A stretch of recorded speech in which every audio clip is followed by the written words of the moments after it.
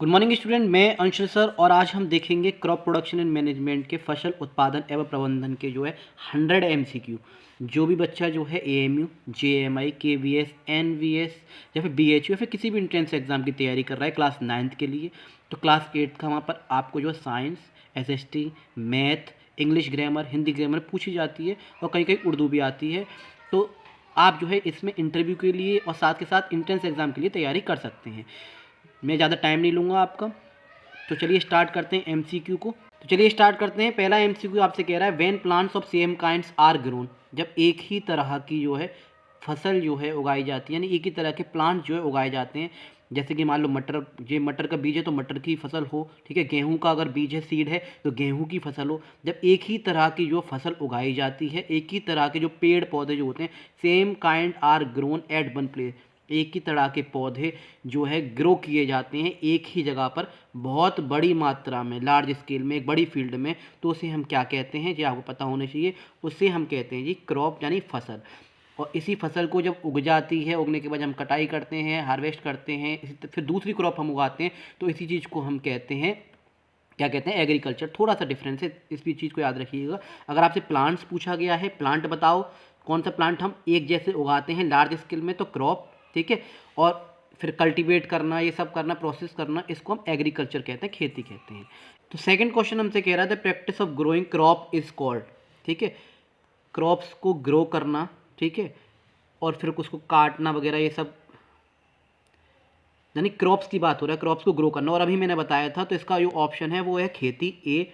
इसमें sorry cultivation ये गलत लिख गया है यहाँ पे, ठीक है। इसका जो ऑप्शन ए है उसे हम एग्रीकल्चर कहते हैं। जैसा कि अभी मैंने आपको बताया था, एग्रीकल्चर क्या होता है कि जो है फसल हम उगाते हैं, फिर वो जो मैच्योर्ड हो जाती है, फिर उसे काट देते हैं। इस प्रोसेस को हम जो है एग्रीकल्चर कहते हैं, यानी खेती कहते हैं, कृषि कहते हैं। तो ये बात याद रखिएगा, वो थोड़ा सा टाइपिंग मिस्टेक हो गया है। नेक्स्ट आगे बढ़ेंगे। थर्ड क्वेश्चन पूछा गया विच of the following is the kharif crop, इसमें से कौन सी खरीफ क्रॉप्स है। और खरीफ क्रॉप्स मैंने आपको बताया था, जिसको ये नहीं पता है खरीफ क्रॉप कौन सी होती है, रबी क्रॉप्स कौन सी होती है, प्लीज़ टर्म्स दे रखी है, प्लेलिस्ट बनी हुई है साइंस की, उसमें मैंने टर्म कराई हुई हैं, जिसमें एग्जाम्पल भी बताएं खरीफ क्रॉप्स की और रबी क्रॉप्स की, आप जाके आराम से देख सकते हैं। विच of the following is the kharif crops, इसमें से कौन सी जो है खरीफ क्रॉप्स है, वो है पैडी, धान, क्योंकि ये वो फसल होती है जिन्हें पानी की ज़रूरत ज़्यादा होती है। के फॉर होता है खरीफ क्रॉप, और के से ही साउंड आ रही है क्लाउड की, क्लाउड है ना। और क्लाउड कब बनते हैं, क्लाउड बनते हैं रेनी सीजन में। कब बनते हैं जी, रेनी सीजन में, यानी जब बारिश का मौसम होता है। तो रेनी सीजन में होने वाली फसल जो है क्या होती है, खरीफ क्रॉप कहलाती है, जिससे पानी की बहुत ज़्यादा मात्रा की ज़रूरत पड़ती है। जून और जुलाई में ये जो फसल उगाई जाती है। नेक्स्ट हम देखेंगे फोर्थ नंबर पे, फोर्थ कह रहा है खरीफ क्रॉप्स आर सोन इन, ये अभी मैंने ऊपर ही बता दिया आपको। खरीफ क्रॉप कब आपको देखने को मिलती हैं, रेनी सीजन में आपको देखने को मिलती हैं। आगे बढ़ते हैं। राबी क्रॉप्स आर ग्रोन, फिफ्थ कह रहा है राबी क्रॉप्स कौन सी होती हैं। राबी क्रॉप्स कौन सी होती हैं, आर फॉर होता है राबी क्रॉप्स, आर फॉर ही होता है रेफ्रिजरेटर। ये मैंने शॉर्ट फॉर्म्स आपको बता कराई हुई है सारी। और रेफ्रिजरेटर काम करता है ठंडा करने का। और ठंड कब आती है, विंटर सीजन में, यानी कि नवंबर और दिसंबर में। अक्टूबर से शुरू हो जाती हैं, तो अक्टूबर, नवंबर, दिसंबर, मार्च, अप्रैल तक ये फसल आपको देखने को मिलती हैं। मार्च अप्रैल में इसकी कटाई हो जाती है। अच्छा जी, सिक्स क्वेश्चन कह रहा है राबी क्रॉप्स कौन सी हैं, इनमें से राबी क्रॉप्स वो होती हैं जिन्हें पानी की थोड़ी कम ज़रूरत पड़ती है, और खास करके जो ठंड में जो जो उगाई जाती हैं, जैसे कि आपने देखा होगा गेहूँ। आगे चलते हैं।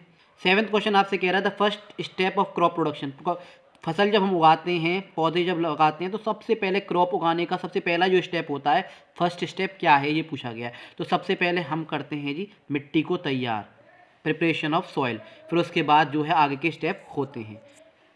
एट्थ क्वेश्चन कह रहा है loosening and turning of soil is called, ठीक है। Loosening and turning of soil is called, जो मिट्टी को जो हम जो है सॉइल को जो है टर्न करते हैं, लूज बनाने के लिए, ताकि अच्छी तरह से बीज बो सकें, तो उसे हम कहते हैं टाइलिंग, जुताई करना। क्या कहते हैं, टाइलिंग, जुताई करना। नेक्स्ट है which tool is used for tiling, tiling के लिए कौन सा जो है हम जो है इस्तेमाल करते हैं औजार जो है, तो ये आपको पता होनी चाहिए, प्लो, हल का हम इस्तेमाल करते हैं। वैसे तो आजकल जो मशीन भी आने लग गई हैं, लेकिन जो आपको एनसीईआरटी में दे रखा है उस हिसाब से इसका आंसर आपको याद होना चाहिए। तो टेंथ क्वेश्चन कह रहा है leveling of soil helps in, जो हम लेवलिंग करते हैं, ठीक है, मिट्टी की जुताई होने के बाद, प्लो होने के बाद जो मिट्टी की हम लेवलिंग करते हैं, इस तरह से लेवल में लाते हैं मिट्टी को, तो उससे जो है क्या फ़ायदा होता है, उससे ये फ़ायदा होता है कि आराम से सिंचाई हो सकती है, पानी लग सकता है, और बीज को हम आराम से बो सकते हैं। क्वेश्चन आपसे कह रहा है द लूजेंट सॉइल, जो सॉइल जो लूज हो जाती हैं, ठीक है, जब ढीली मिट्टी जो है किसके विकास में सहायता करती है, ये मैं वैसे बता चुका हूँ, फिर भी आपको पता होनी चाहिए।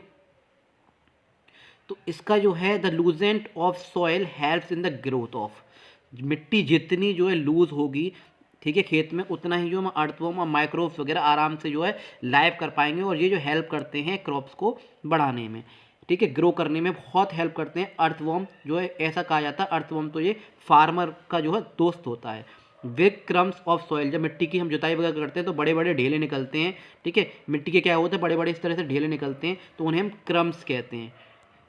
13 क्वेश्चन आपसे कह रहा है best tool is use for removing weed, weed को जो हम किससे निकाल सकते हैं, जो वीड होते हैं, जो खरपतवार जो होती हैं, अनवांटेड प्लांट्स जो हो जाते हैं, ठीक है, इस तरह से फसल के बराबर में और भी पौधे निकल आते हैं, तो उसे हम किससे हम जो है निकाल सकते हैं, रिमूव कर सकते हैं।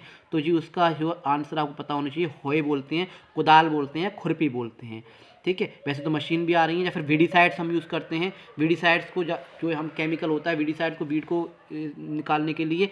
ऐसे ही 14 क्वेश्चन देखेंगे। Nowadays ploughing is mainly done, ploughing जो करते हैं हम नाउ-अ-डेज आजकल जो है हम किससे करते हैं, वो हम ट्रैक्टर ड्राइवर जो कल्टीवेटर से किया जाता है। आप याद रखिएगा, वीडीसाइड्स वीड को मारने के लिए वीडीसाइड्स का यूज़ करते हैं, पेस्ट को मारने के लिए पेस्टिसाइड्स का यूज़ करते हैं, इंसेक्ट को मारने के लिए इंसेक्टिसाइड्स का यूज़ करते हैं, फंगाई को मारने के लिए फंगीसाइड्स का यूज़ करते हैं। तो ये छोटी छोटी टर्म्स है, मैं करा चुका हूँ आपको, आप जाइए इसी प्लेलिस्ट में जो बनी हुई है एमसीक्यू के ऊपर ही आपको जो टर्म्स मिल जाएंगी सारी। आगे बढ़ेंगे। Putting seed in water are usually, ठीक है, ये क्या बताता है, अगर बीज जब आप बोने से पहले जो है सोइंग करने से पहले, बुवाई करने से पहले जब आप जो है सीड को जो है वाटर में डाल देते हैं, तो क्या पता चल जाएगा कि वो सीड जो डैमेज है। अगर आपने सीड डाले और वो जो तैरने लग गए, इसका मतलब वो सीड बोने के लायक नहीं है, उन्हें ग्रो नहीं की, वो ग्रो नहीं करेंगे। The best method of sowing seed uniformly, तो किस तरह से हम जो है बीजों को बो सकते हैं, सीड ड्रिल के द्वारा हम आसानी से जो है क्या है बीजों को बो सकते हैं। नेक्स्ट आगे बढ़ेंगे। 17 क्वेश्चन कह रहा है seed drills help because it, seed drill जो होती हैं सहायक होती हैं, किस में सहायक होती हैं जी, place seeds at equal depth. किस लिए हम सीड ड्रिल को यूज़ करते हैं, सीड ड्रिल क्या है, सेम डिस्टेंस पे जो बीज को ग्रो कर देती है आराम से, ताकि हम आराम से फसल जो है उग सके, ठीक है, सेम डिस्टेंस पे आराम से, इससे हेल्प हो जाती है। हाथ से करेंगे तो कोई यहाँ होगा कोई यहाँ होगा, पास हो सकता है, ओवर क्राउडिंग हो सकती है बीज में, लेकिन सीड ड्रिल की मदद से हम आराम से जो बीजों को बो सकते हैं। 18 क्वेश्चन आपसे कह रहा है seed of paddy are first grown, ठीक है, seed of paddy are first grown, सबसे पहले इसे हम ग्रो कहाँ करते हैं, नर्सरी में, उसके बाद जो है हम उसे जो पोर्ट करते हैं कहाँ पर, खेत में जाके। नेक्स्ट है ट्रांसप्लांटेशन मीन, ट्रांसप्लांटेशन का क्या मतलब होता है, ट्रांसप्लांटेशन का क्या मतलब है जी, तो ट्रांसप्लांटेशन का मतलब होता है मूविंग करना सीडलिंग टू अ फील्ड, यानी कि जो बीज हमने बोए थे, जो पैडी के जो बीज थे, उन्हें पहले नर्सरी में बोया जाता है, और नर्सरी में जब वो हल्के से फूट जाती है किल्ली उसमें, तब हम जाके उनको जो फील्ड में ग्रो करा देते हैं, ट्रांसफर कर देते हैं, जिसे ट्रांसप्लांटेशन प्रोसेस कहते हैं। इस चीज़ को आगे देखेंगे। क्वेश्चन आपसे कह रहा है over crowding of plants, over crowding of plants क्या होती है, यानी कि प्लांट्स जो होते हैं बहुत पास अगर हम ग्रो कर दें तो ओवर क्राउडिंग हो जाती है, जिसकी वजह से क्या होगा, जिसकी वजह से क्या नुकसान हो जाता है, उसकी जो न्यूट्रिएंट्स जो होते हैं वो जो है पोषक तत्व की जो है प्रतिस्पर्धा हो जाती है, इसलिए जो है ओवर क्राउडिंग नहीं करनी चाहिए, हमें सीड को अच्छी तरह से ग्रो करना चाहिए। मई 21 आपसे क्वेश्चन कह रहा है manure fertilization are added, manure fertilizer हम जो सॉइल में क्यों लगाते हैं, क्यों खेत में जो है क्रॉप्स के लिए दिए जाते हैं, ताकि उसमें न्यूट्रिएंट्स प्रोवाइड करा सकें।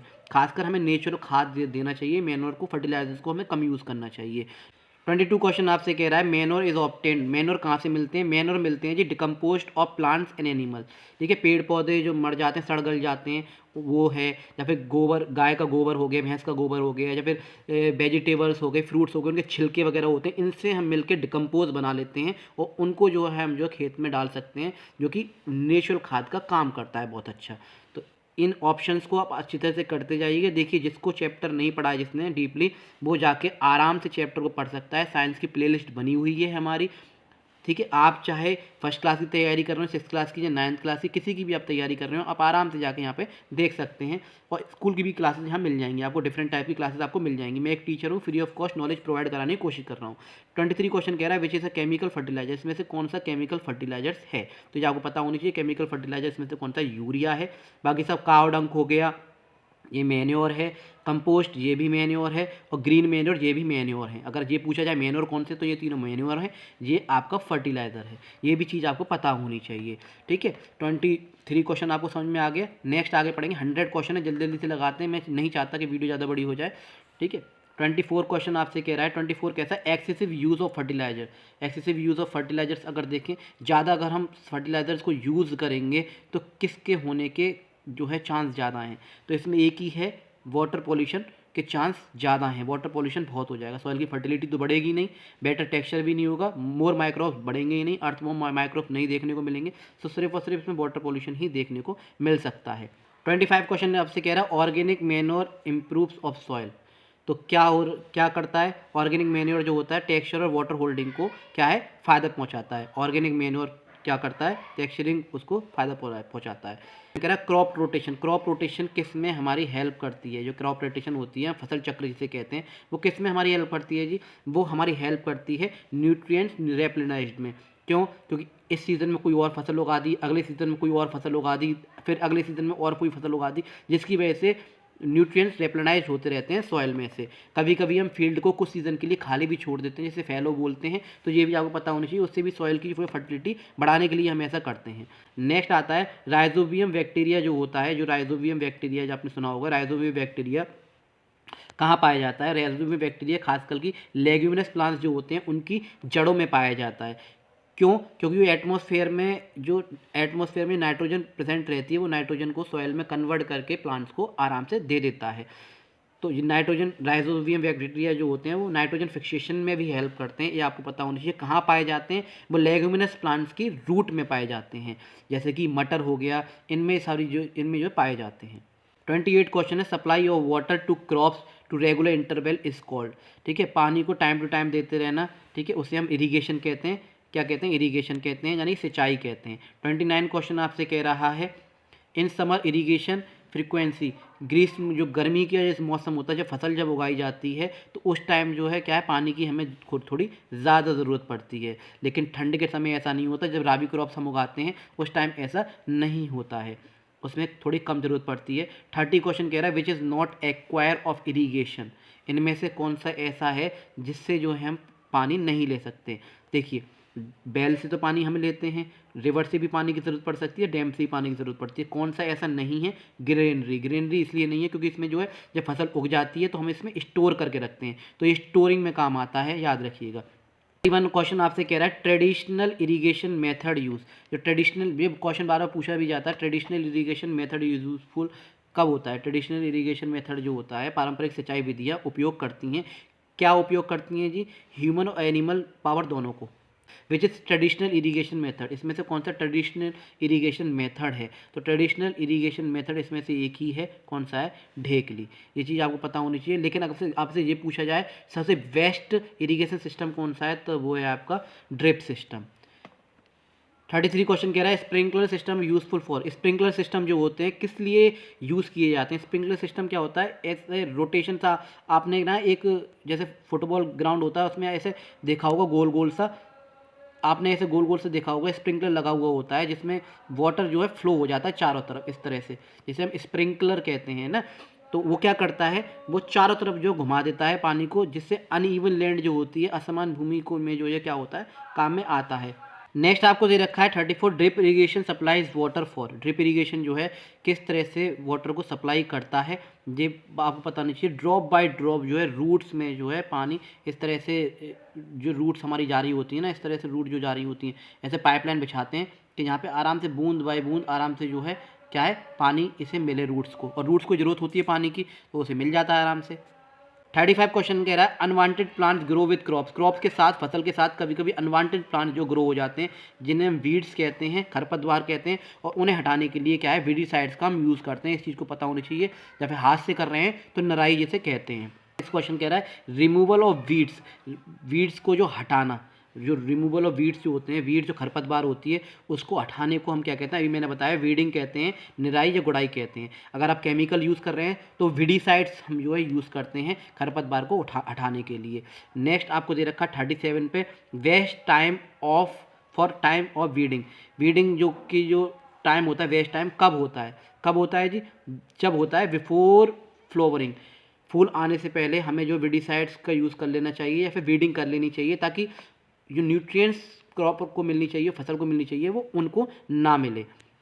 क्वेश्चन कह रहा है कॉमनली यूज्ड वीडिसाइड, जो कॉमनली यूज्ड वीडिसाइड है आजकल जो किया जाता है सबसे ज़्यादा, वो किया जाता है ये 2,4-D। ये सबसे ज़्यादा जो है वीडिसाइड्स यूज़ किया जाता है कॉमनली खेतों में, ठीक है। आगे बढ़ेंगे। 9 क्वेश्चन कह रहा है वाइल स्प्रेइंग, जब हम स्प्रेइंग वगैरह करते हैं, वीडिसाइड्स वगैरह डालते हैं, तो फार्मर को क्या करना चाहिए? अपनी नाक को और मुंह को जो है क्या करना चाहिए? क्लोज करके रखना चाहिए, ताकि उन्हें कोई नुकसान ना पहुंचे उस चीज़ से। Netting of mature crop is called, ठीक है, cutting of mature is called. तो इसका जो आंसर आएगा, जो हम फसल जो काटते हैं उसे हम हार्वेस्टिंग कहते हैं, कटाई कहते हैं। क्या कहते हैं? कटाई कहते हैं, हार्वेस्टिंग करना। क्वेश्चन कह रहा है harvesting is done manually using, harvesting क्या हम हाथों से भी कर सकते हैं मैनुअली? वैसे तो आजकल मशीन आ गई है, हाँ जी कर सकते हैं। किससे की मदद से कर सकते हैं? सिकल की मदद से कर सकते हैं, हंसिया जैसे कहते हैं, ठीक है।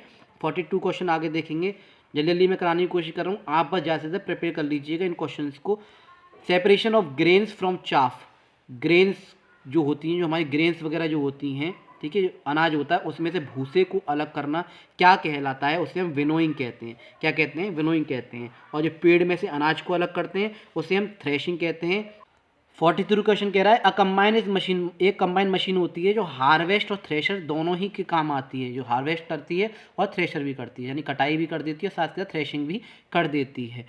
Question burning of crop stubble causes, burning of crops जो होती है फसल अवशेष जलाने से होता है, जो बची हुई, जब हम फसल को काट लेते हैं तो नीचे जो थोड़े थोड़े रह जाते हैं उसे हम क्या करते हैं? अक्सर आपने देखा होगा जला देते हैं, जिससे क्या होता है? एयर पोल्यूशन होता है जी। हार्वेस्ट फेस्टिवल इंक्लूड, इनमें से कौन से हार्वेस्ट फेस्टिवल है आपको पता होनी चाहिए। वैसे बहुत सारे फेस्टिवल होते हैं, मैंने आगे डाले भी हुए हैं, ठीक है, फिर भी आपको पता होनी चाहिए इनमें से कौन सा हार्वेस्ट फेस्टिवल है। पोंगल जो हार्वेस्ट फेस्टिवल है, बाकी नहीं है। 46 क्वेश्चन कह रहा है grain should be dried before to storage, यानी ग्रेन्स को जो है ड्राइड करना पड़ता है, भंडारण से पहले अनाज को जो क्या करना पड़ता है? सुखाना पड़ता है। क्या करना पड़ता है? सुखाना पड़ता है। क्यों ऐसा करते हैं? ताकि उसके अंदर की जो मॉइस्चर है, नमी है, वो क्या हो, जो है ख़त्म हो जाए, वरना क्या होगा? अनाज को नुकसान हो सकता है। 47 जो क्वेश्चन कह रहा है वो कह रहा है स्मॉल फार्मर सेपरेट करते हैं ग्रेन्स को, ठीक है, हाँ जी, छोटे किसान दाने अलग करते हैं, जिसको अभी हमने पढ़ा, जिसे हम विनोइंग कहते हैं। क्या करते हैं जी? विनोइंग कहते हैं, फटकना जैसे कहते हैं, ये अभी आपको पता होनी चाहिए। नेक्स्ट आपसे क्वेश्चन कहा गया है 48 large scale grain storage is done, large scale grain storage is done कब जो है, मतलब किस में जो है बड़े स्तर पर जो अनाज वगैरह होते हैं उनको हम जो है भंडार करके स्टोर करके रखते हैं, कहाँ पर? साइलोस और ग्रेन्स में, सिलोस और ग्रेनरीज में, गोदाम में और साइलो में।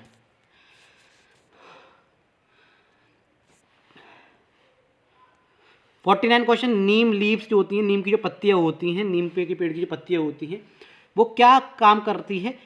पेस्टिसाइड जो पेस्ट होते हैं, कीटों को जो दूर भगाने में मदद करती है, इसलिए हम जब स्टोर करते हैं तो नीम की पत्तियाँ वगैरह डाल देते हैं। आपने देखा भी होगा घर में जब हम गेहूँ वगैरह इकट्ठा करके रखते हैं तो उसमें नीम की पत्तियाँ हमारे माँ बाप या फिर दादा दादी डाल देते हैं।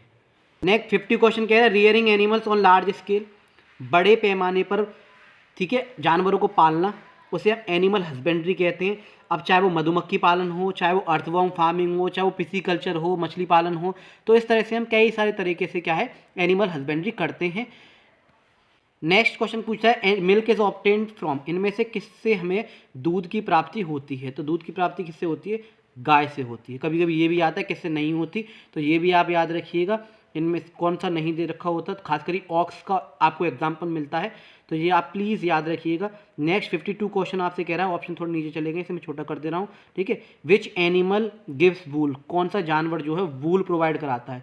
कौन सा जानवर वूल प्रोवाइड कराता है? तो आपको पता होना चाहिए वूल कौन प्रोवाइड कराता है जी? शीप, यानी भेड़ जो है वूल प्रोवाइड कराता है। सी वाला इसका ऑप्शन बिल्कुल भी ठीक है। 53 क्वेश्चन कह रहा है cod liver is obtained from, cod liver oil जो है कहाँ से मिलता है? देखिए ये कॉड मछली होती है, कड बोलते हैं, जब कॉड बोल लीजिए, कॉड उसके लिवर में, उसके कहाँ पर? उसके लिवर में जो है ऑयल होता है, ठीक है। तो वो मछली होती है एक तरह की, जिससे जो है विटामिन डी, कौन सी? विटामिन डी की जो टैबलेट्स या कैप्सूल वगैरह जो है बनाए जाते हैं, जो कि हमारे काम आते हैं। कॉड लिवर की जो ऑयल वगैरह, उसकी जो लिवर के यानी कॉड मछली के जो लिवर में ऑयल होता है उसके यूज़ से। नेक्स्ट 54 क्वेश्चन देखेंगे। Cod liver oil is rich in, वैसे अभी मैंने ऊपर ही बता दिया था आपको, विटामिन डी इसमें भरपूर मात्रा में पाई जाती हैं और ह्यूमन बींग्स वगैरह इसे लेते भी हैं अपनी बॉडी के हेल्थ के लिए। 55 क्वेश्चन आपसे कहा गया है people living in coastal areas mainly consume, जो कोस्टल एरियाज में जो लोग होते हैं वो ज़्यादातर जो है किस पे डिपेंड होते हैं, मुख्यतः तटीय क्षेत्रों में मछली पे ही मछली पालन करते हैं, मछली को बेचते हैं और मछली को ज़्यादातर जो हमारा मुख्य भोजन भी यही होता है, तो ये भी आपको पता होनी चाहिए। नेक्स्ट 56 क्वेश्चन आपसे कहा गया है animal provide us food like, बहुत से जानवर इनमें से जो है हमें, बहुत से जानवर जो होते हैं फूड प्रोवाइड कराते हैं, क्या प्रोवाइड कराते हैं, मिल्क, एग और मीट जो है प्रोवाइड कराते हैं। जो क्वेश्चन कहा गया है लार्ज स्केल पे, बहुत बड़े पैमाने पे, ठीक है, रियरिंग करना है एनिमल्स को, जो मैंने अभी आपको बताया था, जिसे ये शायद रिपीट हो गया है, उसे हम एनिमल हस्बेंड्री कहते हैं। नेक्स्ट 58 क्वेश्चन कह रहा है for a healthy animal, healthy animals के लिए, जानवरों के लिए प्रॉपर फूड, शेल्टर वगैरह ज़रूरत होती है, तो आप बताइए कि बाकी में ज़रूरत होती है? हाँ जी, ज़रूरत होती है फॉर हेल्थ। फिर कह रहा है which tool is use for cutting crop, जैसे मैंने आपको बताया था क्रॉप्स को जो है कट करने के लिए, क्या करने के लिए, कट करने के लिए किसका ज़रूरत पड़ती है, तो इसका ऑप्शन जो है आपको नीचे दे रखा है, ये दे रखा है आपको सिकल यानी हसिया, हाथ से जो काटते हैं, तो हसिया का जो हम क्या करते हैं इस्तेमाल करते हैं। आगे बढ़ेंगे। 60 क्वेश्चन आपसे कह रहा है which of the following improve soil aeration, ये पता होनी चाहिए सॉइल इरेशन क्या होता है जी, मिट्टी का बातन सुधारने के लिए हम जो है ज़्यादातर जो है उसमें अर्थवॉर्म जो है बहुत से लोग तो डाल देते हैं खेत में, क्योंकि मिट्टी में क्या कर देते हैं वो होल कर देते हैं मिट्टी में, और होल से क्या होता है जो एयर जो होती है आराम से उसमें पास हो जाती है, एयर है, वाटर है, सनलाइट वगैरह, जिससे रूट्स को आराम से जो है वो सारी चीज़ें मिल जाती हैं। अर्थवॉर्म इसलिए क्या है किसानों का जो है मित्र कहा जाता है, दोस्त कहा जाता है। 61 क्वेश्चन कह रहा है which farming practice bring nutrients rich soil on the top, इनमें से कौन सा है भैया, कौन सी कृषि जो है प्रक्रिया पोषक मिट्टी को जो है ऊपर लेके आती है, तो वो है आपका टाइलिंग, जुताई करने से जो मिट्टी की उर्वरता जो है बहुत अच्छी हो जाती है और आराम से हम बीज भी जो है बो पाते हैं। 62 क्वेश्चन कह रहा है विच nutrients is fixed leguminous plant, मैंने अभी आपको बताया था लेगुमिनस प्लांट्स में जो है नाइट्रोजन फिक्सेशन होता है, किसके द्वारा, तो लेगुमिनस प्लांट्स वो प्लांट्स होते हैं जिनके रूट्स में राइजोबियम बैक्टीरिया पाए जाते हैं, जैसे जैसे मटर का प्लांट हो गया, ठीक है, वो क्या करते हैं नाइट्रोजन फिक्सेशन में काम करते हैं। Growing crops continuously with fellow result, हाँ ये मैंने आपको बताया था, कभी कभी कुछ सीज़न के लिए हम क्या है खेत को खाली छोड़ देते हैं, ठीक है, वो किस लिए करते हैं हम, ताकि जो उसकी जो फर्टिलिटी है ना वो बढ़ सके और फर्टिलिटी बढ़ सके। लेकिन इसमें क्वेश्चन में आपसे कहा गया है विदाउट फॉलो, विदाउट, तो विदाउट फॉलो का मतलब हो गया इसलिए डिक्रीज न्यूट्रिएंट, पोषकों की तत्व की कमी होती है, इसलिए हम जो उसमें उसे जो खाली छोड़ देते हैं। वो हेल्प करते हैं, किस में हेल्प करते हैं जी, मैंने आपको बताया मैनरिंग जो होते हैं वो किस में हेल्प करते हैं, वो सॉइल को इनरिच करने में हेल्प करते हैं। 64 क्वेश्चन हो गए, 65 पे चलेंगे। 65 क्वेश्चन कह रहा है which one is inorganic fertilizer, inorganic जो है इनमें से कौन सा जो है ऐसा है जो इनऑर्गेनिक जो है फर्टिलाइजर्स है, तो आपको पता होनी चाहिए इनऑर्गेनिक फर्टिलाइजर कौन सा है, यूरिया है। बाकी सारे के सारे क्या है आपको पता होगी, एग्जांपल देख के पता चल रही होगी, बाकी सारे के सारे क्या हैं मैन्योर हैं। 66 क्वेश्चन कह रहा है एक्सेस फर्टिलिटी मेक्स सॉइल, तो अधिक उर्वरक मिट्टी को बनाते हैं, क्या बनाते हैं जी, लेस फर्टाइल, जो फर्टिलाइज़र जो होते हैं, फर्टिलाइज़र हमें कम से कम यूज़ करना चाहिए वरना हमारी जो सॉइल की फर्टिलिटी होगी वो ख़राब हो जाएगी। 67 क्वेश्चन कह रहा है which irrigation method saves maximum water, इनमें से कौन सा जो है मैक्सिमम वाटर को बचा सकते हैं, ड्रिप सिस्टम से। ड्रिप सिस्टम क्यों, क्योंकि वो जड़ में क्या है बूंद बूंद करके जो है पानी आराम से दे देता है। नेक्स्ट 68 क्वेश्चन आपसे कह रहा है स्प्रिंकलर जो होता है सिस्टम जो वर्क करता है, कब वर्क करता है, वो एक तरह से रेनफॉल की तरह वर्क करता है, वर्षा की तरह, ठीक है, ऐसे बारिश की तरह। मैंने कहा आपको गोल गोल सा होता है इस तरह से, और उसमें क्या होता है ऐसे बारिश की तरह पूरी तरह से पानी, जो पार्क वगैरह में देखा होगा तो ऐसे बिखेर के पानी को जो फैलाता है, तो रेनफॉल की तरह ये काम करता है। 69 क्वेश्चन कह रहा है विच वीड्स, कौन सा वीड जो है क्रॉप ग्रोथ को कॉम्पिटिशन करता है, खरपतवार जो प्रतिस्पर्धा करता है, हर चीज़ में प्रतिस्पर्धा करता है जी। क्रॉप्स मान लो जो अच्छी खासी उग रही थी है ना, इसी के बराबर में छोटा से आपने पौधे देखे होंगे जिसे हम नराई से क्या करते हैं हटा देते हैं, तो वो भी क्या करता है वाटर लाइट न्यूट्रिएंट्स वो जो क्रॉप्स को मिलने वाली हैं वो भी लेने लग जाते हैं, तो इसलिए उन्हें हटाया जाता है ताकि क्रॉप्स को जो अच्छी तरह से सारा का सारा भोजन पानी मिल सके। Which tool is used for manually weeding, अभी मैंने आपको बताया भी था, इनमें से कौन सा जो है मैनुअली हाथों से जो है नराई की जाती है। तो बड़े बूढ़े आपने देखे होंगे खुरपी से नराई करते हैं खेतों में। 21 क्वेश्चन आपसे कह रहा है विडिसाइड्स आर स्प्रेड ड्यूरिंग, विडिसाइड्स जो है कब स्प्रे हमें करना चाहिए, तो कब करना चाहिए, वेजिटेटिव ग्रोथ में, वनस्पतिक अवस्था में हमें जो है उन्हें वो करना चाहिए, छिड़काव करना चाहिए। विडिसाइड शुड बी डाइल्यूटेड विद, कब जो है खरपतवारनाशी को घोला जाता है, कब घोला जाता है जी, किस में जो घोला जाता है, सॉरी खरपतवारनाशी जो होते हैं किस में घोल के जो है उसे हम जो है छिड़कते हैं, वाटर में उसे घोला जाता है और फिर अब जो है छिड़काव किया जाता है पूरे के पूरे खेत में, ठीक है। Time taken by cereal crops, कितना समय लग जाता है सीरियल क्रॉप यानी कि अनाज की जो फसलें होते हैं, तो 3 से 4 महीने जो है लग जाते हैं ग्रो होने में अनाज की फसलों को। 74 आपसे क्वेश्चन कह रहा है which machines does harvesting in threshing together, इसमें से कौन सी ऐसी मशीन है जो हार्वेस्टिंग और थ्रेशिंग दोनों कर लेती है। मैंने अभी आपको बताया था कंबाइन मशीन वो है जो हार्वेस्टिंग और थ्रेशिंग दोनों कर लेती है। 75 क्वेश्चन पे जाएंगे, थ्रेशिंग सेपरेट, थ्रेशिंग जो होती है, अभी तक हम विनोइंग समझ रहे थे, ठीक है, अभी तक हमने विनोइंग पढ़ा था, अब आपसे क्वेश्चन कहा गया है थ्रेशिंग क्या करती है।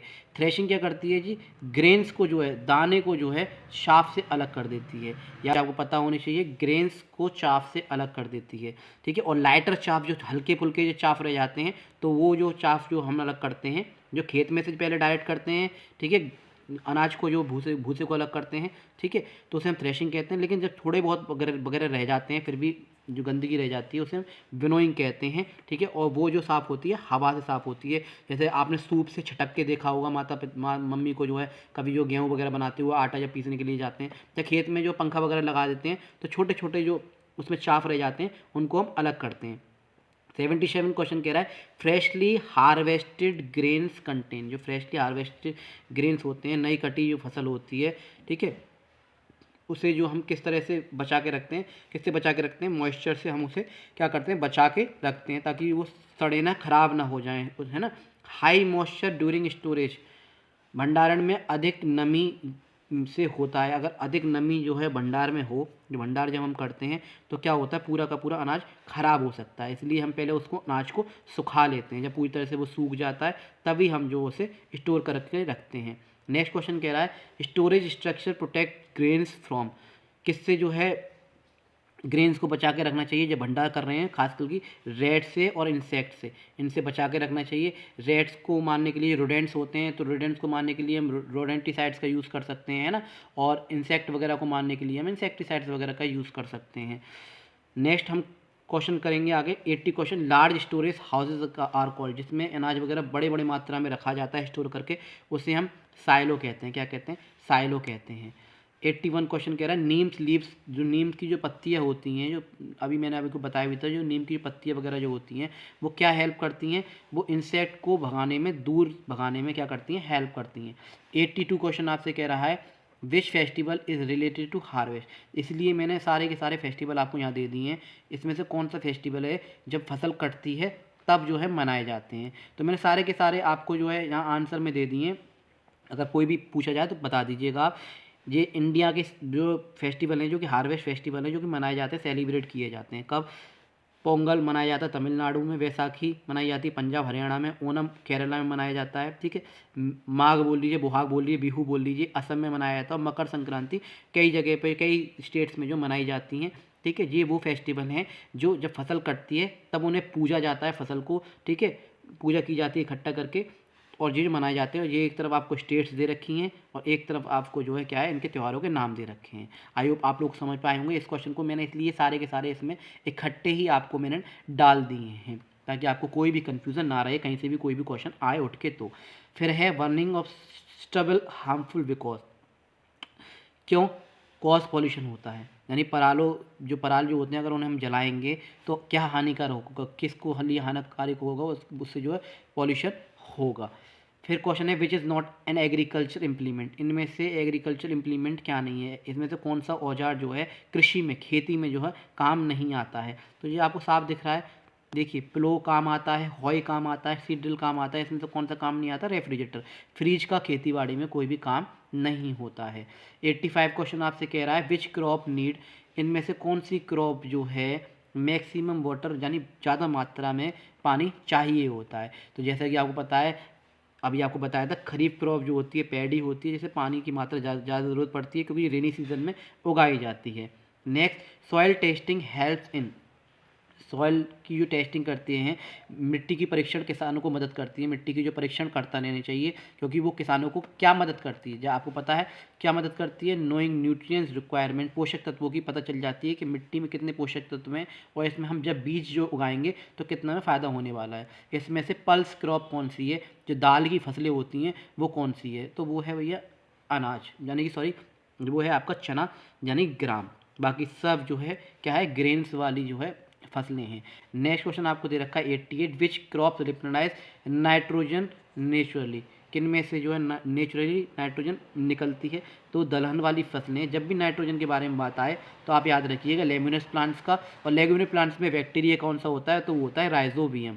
ये आप याद रखिएगा, राइजोबियम बैक्टीरिया होता है जो कहाँ पाया जाता है, उनकी रूट्स में पाया जाता है। राइजोबियम बैक्टीरिया का सबसे बढ़िया एग्जाम्पल है कौन सा, मटर की जो फसलें होती हैं, और लेग्यूमिनस यानी दलहन वाली जो फसलें होती हैं ज़्यादातर वो। 89 क्वेश्चन आपसे कह रहा है ट्रेडिशनल फार्मिंग मेनली, जो ट्रेडिशनल फार्मिंग जो होती है, ठीक है, कौन सी होती है, वो जो है यानी पारंपरिक खेती जो होती है किस पे निर्भर करती है, वो करती है वर्षा पर निर्भर करती है, बारिश पे जो है निर्भर करती है।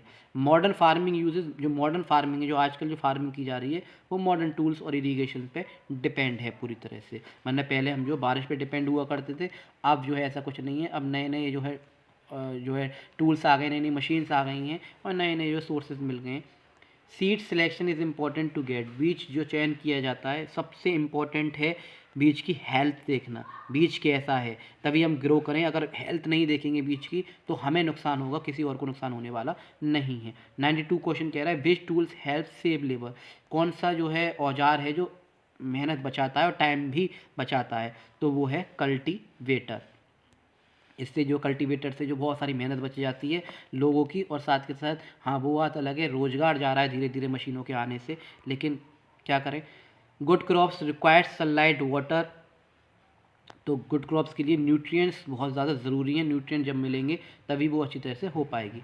Which is not step of crop production, इनमें से कौन सा क्रॉप प्रोडक्शन का जो है स्टेप नहीं है। देखिए क्रॉप प्रोडक्शन जब हम फसल जो उगाते हैं तो फसल उगाने के लिए हमें जो क्या है, सोइंग बीज को बोया जाता है, इरिगेशन पानी भी दिया जाता है और उन्हें काटा भी जाता है, और ख़ास करके प्लोइंग भी की जाती है, ये भी एक स्टेप है ना, प्लो किया जाता है। ठीक है, कौन सा नहीं है, ट्रांसपोर्टेशन हम नहीं करते हैं, ट्रांसपोर्टेशन ये स्टेप नहीं है, इसलिए नॉट पूछा है इसलिए हमने इसे लगा दिया। इन चीज़ों को आप याद रखिएगा। फिर कह रहा है which gas exchange become easily due to porous soil, यानी कि हिंदी में भी आपको दे रखा है, तो इसका जो आंसर है वो है ऑक्सीजन। किस विच टूल्स ब्रेक सॉइल क्लम्प्स, जो बड़े बड़े ढेले निकलते हैं मिट्टी के, ठीक है, बड़े बड़े जो इस तरह से ढेले निकलते हैं मिट्टी के, आपने देखे होंगे जब जुताई वगैरह होती है तो उसको जो किससे हटाया जा सकता है, वो कल्टीवेटर द्वारा हटाया जा सकता है। विच टूल्स पूछा है, टूल, ठीक है, औजार पूछा है, तो मिट्टी के ढेले तोड़े जा सकते हैं किससे, कल्टीवेटर से। और ये पूछे कब निकलते हैं, तो जुताई होती है तब निकलते हैं, तो इसका सी वाला ऑप्शन बिल्कुल ठीक है। 97 क्वेश्चन देखेंगे which crop is grown in winter, winter में कौन सी क्रॉप्स जो है उगाई जाती है इनमें से, तो इसका सीधा सीधा आंसर है वो है कौन सा उगाई जाती है, वीट, गेहूँ। रावी क्रॉप्स है, ठीक है, 8 से रेफ्रिजरेटर होता है, ठंड का काम करता है, विंटर सीजन में रावी क्रॉप्स जो उगाई जाती है, और जो क्या है ये जो है वीट इसका एग्जाम्पल हो गया। 98 क्वेश्चन आपको दे रखा है, 98 क्वेश्चन कह रहा है which activity prevents over crowding of plant, किन कौन सी जो है क्रिया अधिक घनत्व रोकती है, वो है थिनिंग, अधिक अतिरिक्त पौधे हटाना, ज़्यादा से ज़्यादा पौधे को हटा दीजिए, ओवर क्राउडिंग नहीं होगी। Animal husbandry include, animal husbandry में क्या क्या चीज़ें आती हैं, तो एनिमल हस्बेंड्री जो हम यूज़ करते हैं वो सीधे सीधे हम यूज़ करते हैं एनिमल केयरिंग के लिए, इससे एनिमल्स की जो है देख रेख भी हो जाती है, ब्रीडिंग भी हो जाती है, और हमें भी थोड़े पैसे बन जाते हैं। लेकिन आजकल ऐसा बहुत कम हो रहा है, देख रेख कम हो रही है, लेकिन उनसे जो है उनका जो फ़ायदा ज़्यादा उठाया जा रहा है, उनको जो है हम बहुत बुरी तरह से जो हालत कर रखी है एनिमल हस्बेंड्री में। अगर आप देखें उनके इंजेक्शन वगैरह लगा रहे हैं, मुर्गियों से ज़बरदस्ती अंडे निकाले जा रहे हैं, ज़बरदस्ती दूध निकाला जा रहा है, तो देख रेख ज़्यादा कम हो रही है, आजकल पैसे की खिंचाई ज़्यादा हो रही है। लेकिन फिर भी अगर क्वेश्चन पूछा गया है तो आपको पता होनी चाहिए एनिमल केयर के लिए, ब्रीडिंग के लिए हम एनिमल हस्बेंड्री करते हैं।